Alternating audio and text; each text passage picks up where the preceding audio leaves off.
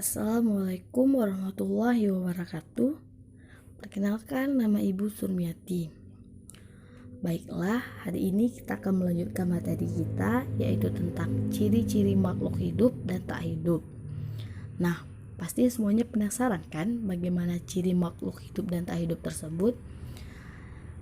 Daripada penasaran, yuk saksikan video berikut. Selamat menyaksikan.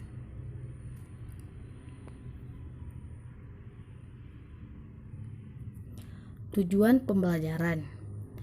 Setelah pembelajaran, diharapkan para peserta didik mampu. Yang pertama, siswa mampu menjelaskan ciri makhluk hidup. Yang kedua, siswa mampu membedakan makhluk hidup dengan benda tak hidup. Benda tak hidup. Benda tak hidup atau benda mati itu sering kita amati di lingkungan sekitar kita. Bahkan, benda tak hidup atau benda mati ini sering kita lihat di kehidupan sehari-hari kita. Nah, benda tak hidup ini memiliki ciri seperti tidak bernafas, tidak bergerak, tidak berkembang biak, tidak memerlukan makanan dan minuman, dan tidak tumbuh dan berkembang.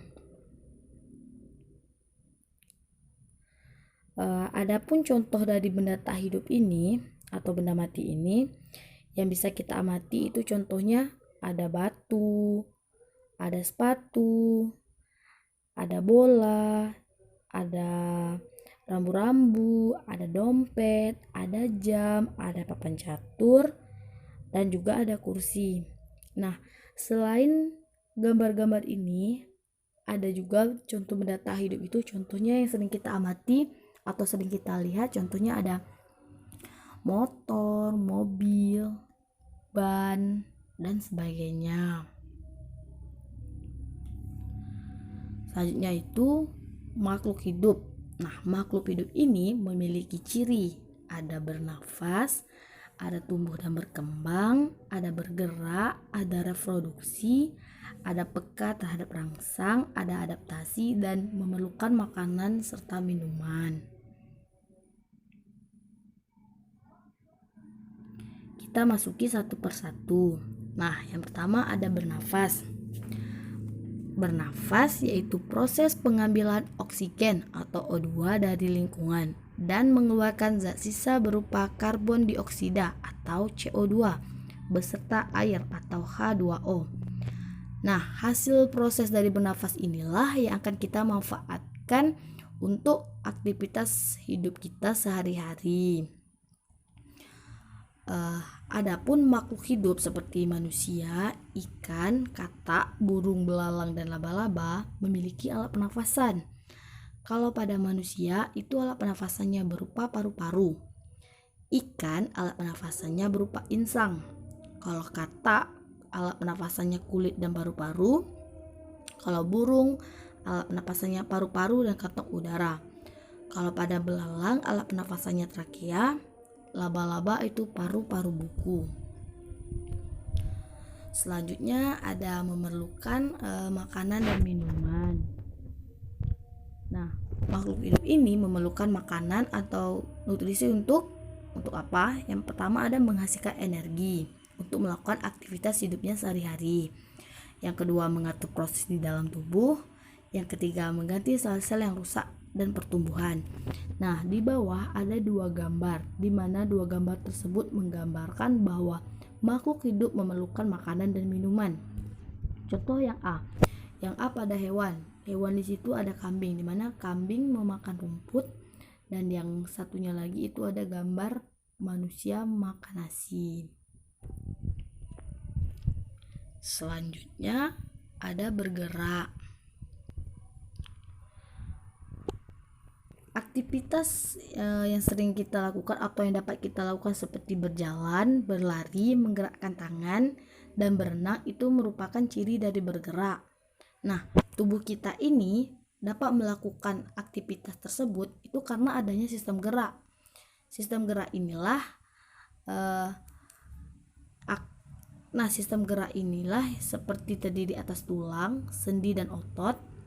Itu ketiganya akan bekerja sama membentuk sistem gerak. Nah, itu ada dua gambar. Yang pertama ada pelari, yang kedua ada perenang.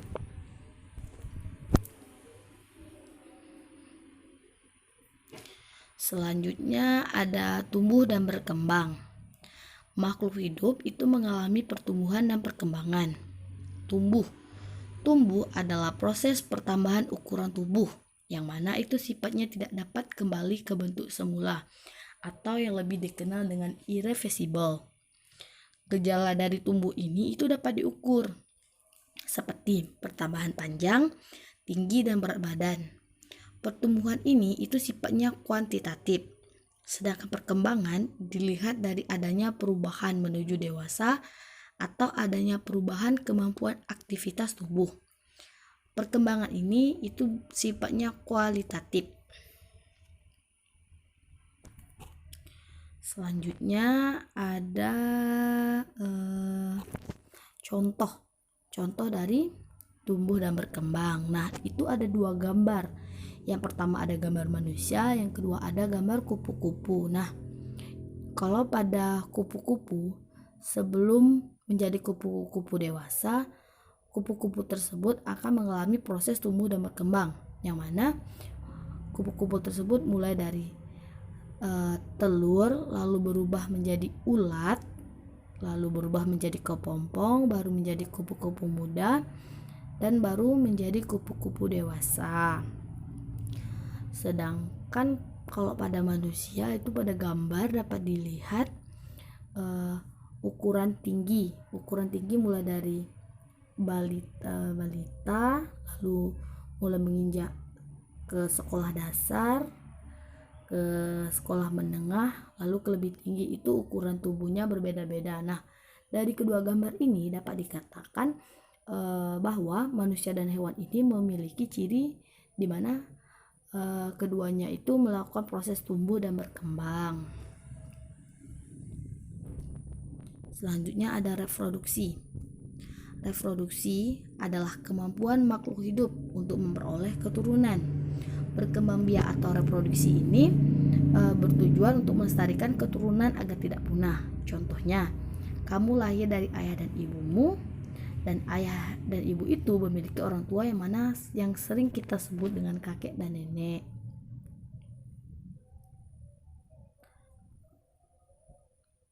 Adapun contoh dari reproduksi, yang pertama itu ada gambar ibu dan bayinya, yang kedua ada gambar kucing sedang menyusui anak-anaknya, dan yang ketiga ada gambar gajah.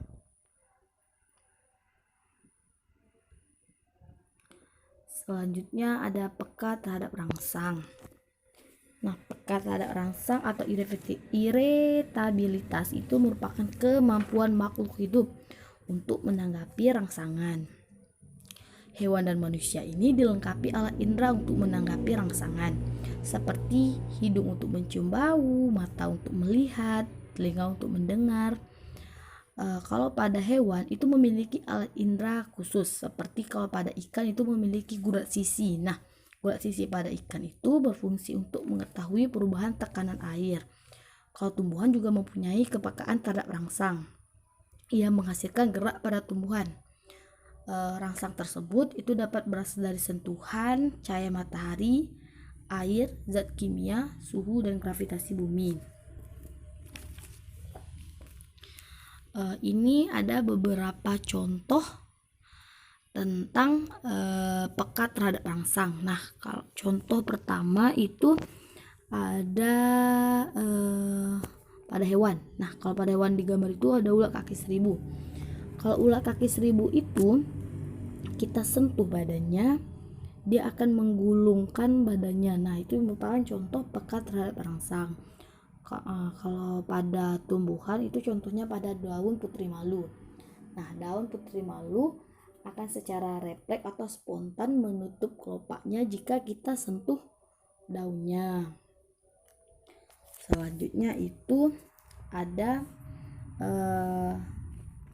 kalau pada manusia ini reaksi kita jika kita tiba-tiba tersorot lampu atau ada cahaya terang yang masuk ke mata kita. Nah, itu pasti secara spontan kita akan segera menutup kelopak mata kita.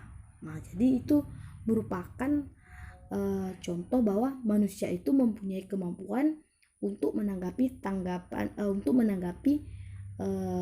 rangsangan yang diterima atau peka terhadap rangsangan.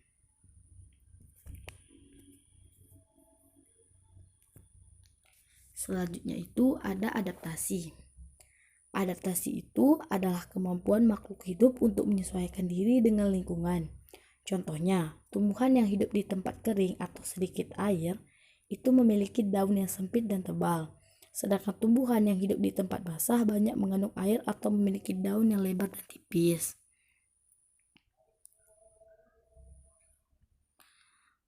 Adapun contoh dari adaptasi. Yang pertama itu ada bunglon. Pasti semuanya sudah tahu bunglon kan? Nah, bunglon adalah salah satu contoh hewan yang menyesuaikan diri dengan lingkungan. Contohnya, misalkan bunglon berada di daun yang hijau atau yang coklat. Lalu bunglon tersebut akan menyesuaikan diri dengan lingkungan yang sedang ia berada. Misalnya kalau ia berada di daunan yang hijau, dia akan merubah warna kulitnya menjadi hijau. Begitu juga kalau misalnya bunglon berada di lingkungan yang berwarna coklat atau daun berwarna coklat, dia akan merubah kulitnya menjadi warna coklat. Selanjutnya itu yang kedua ada pada tumbuhan. Pada tumbuhan di situ contohnya bunga teratai. Nah, pada bunga teratai itu di mana bunga teratai ini hidup di tempat basah atau banyak yang mengandung air. Dan tumbuhan ini memiliki daun yang lebar dan tipis. Nah, dari materi hari ini itu dapat diambil kesimpulan bahwa yang pertama, makhluk hidup. Makhluk hidup itu memiliki ciri yang pertama bernafas, yang kedua tidak memerlukan makanan dan minuman, yang ketiga bergerak, yang keempat tumbuh dan berkembang, yang kelima reproduksi atau berkembang biak, selanjutnya ada peka terhadap rangsang dan ada adaptasi. Sedangkan bukan benda hidup atau benda mati tadi itu memiliki ciri yang pertama tidak bernafas, tidak memerlukan makanan dan minuman, tidak bergerak, tidak tumbuh dan berkembang, tidak berkembang biak, tidak peka terhadap rangsang, dan tidak adaptasi. Demikian materi hari ini, semoga bermanfaat. Dan buat semuanya jangan lupa menjaga kesehatannya. Jangan lupa cuci tangan menggunakan sabun, pakai masker, dan jangan selalu keluar rumah, stay at home. Demikian dari Ibu. Assalamualaikum warahmatullahi wabarakatuh.